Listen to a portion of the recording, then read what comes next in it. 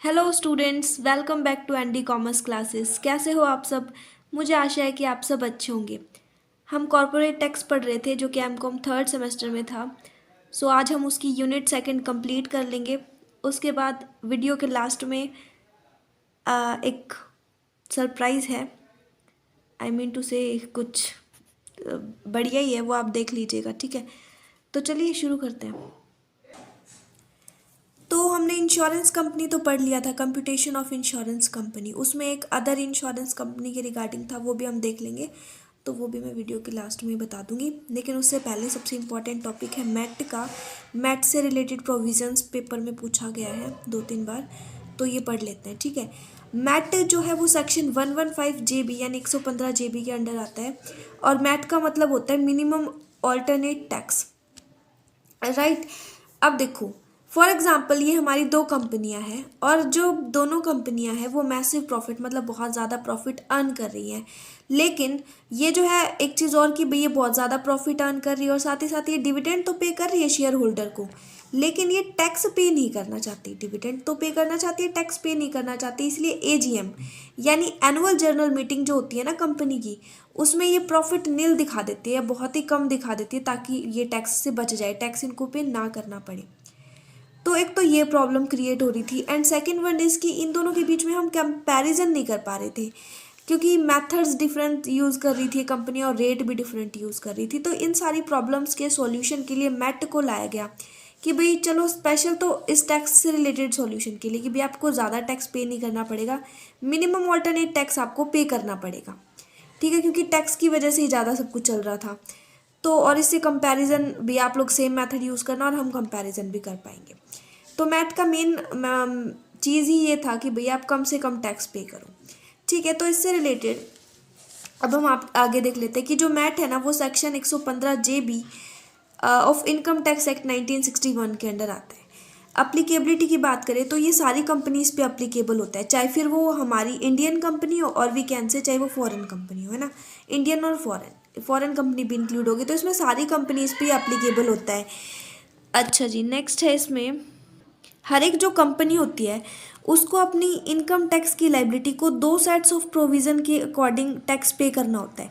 या तो अगर हम इनकम टैक्स के एक्ट का जो प्रोविज़न है उसके अकॉर्डिंग अगर हम टैक्स पे करें तो नॉर्मल प्रोविजंस वहाँ पे लागू हो जाएंगे। लेकिन अगर हम मैट के थ्रू, जो हमारा मैट है उसके थ्रू अगर हम टैक्स पे करें तो उस पर सेक्शन लग जाएगा ये वाला, ठीक है।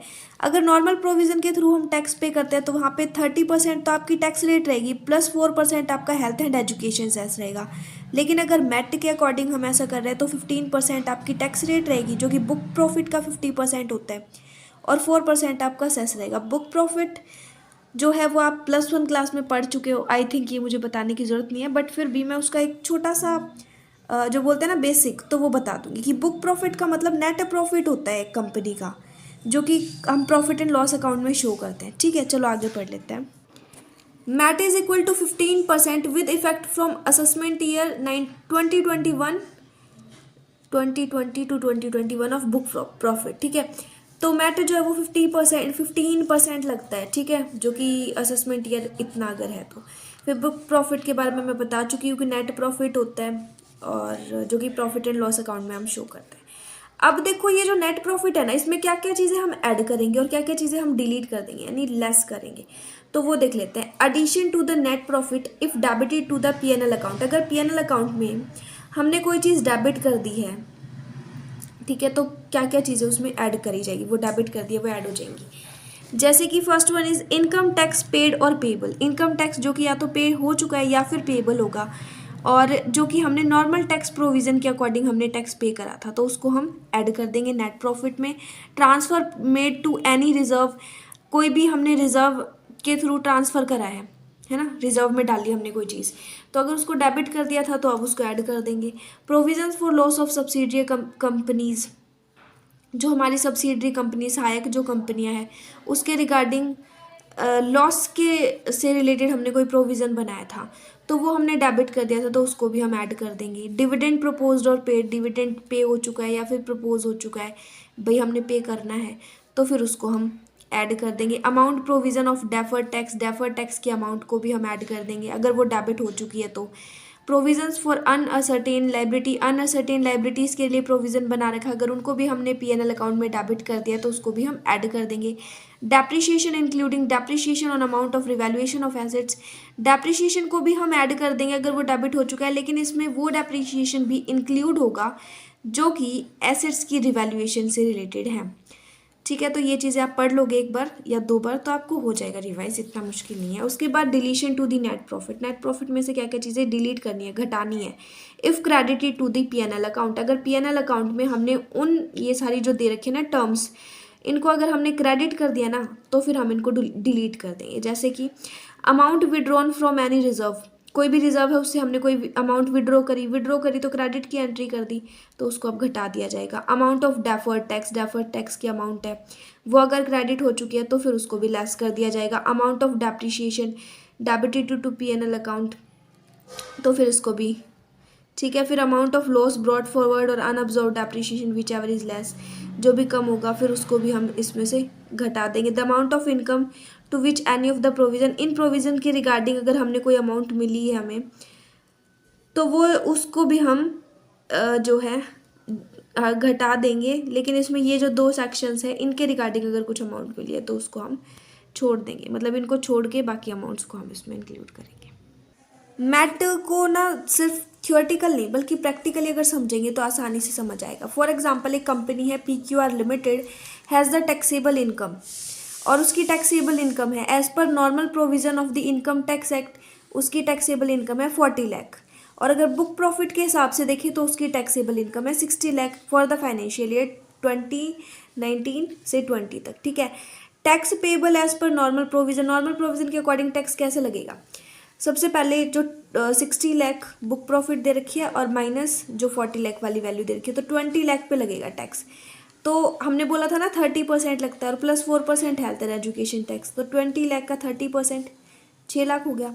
फिर इस पर 4% लगा दिया 24,000 हो गया, दोनों का टोटल कर दिया तो ये टैक्स पेबल हो गया, tax payable normal provision of the income tax. Okay, next अगर tax payable as MAT provision निकाले एज पर मैट प्रोविजन तो जो दे रखा है ना बुक प्रॉफिट सिर्फ उसी पे लगेगा, मतलब लेस होके नहीं आएगा, जैसे इसमें लेस होके आया है, जो दे रखा है डायरेक्ट उसी पे लगेगा। तो 60 लाख पे लगेगा 15% तो टैक्स और प्लस में 4% का हेल्थ एंड एजुकेशन सर्चार्ज, तो 60 लाख पे लग गया 15% जो कि 9 लाख हो जाता है। फिर उसके बाद उस पर लग गया 4% हेल्थ एंड एजुकेशन सेस जो कि 36,000 हो जाएगा और फिर टोटल कर देंगे टैक्स पेबल आ जाएगा।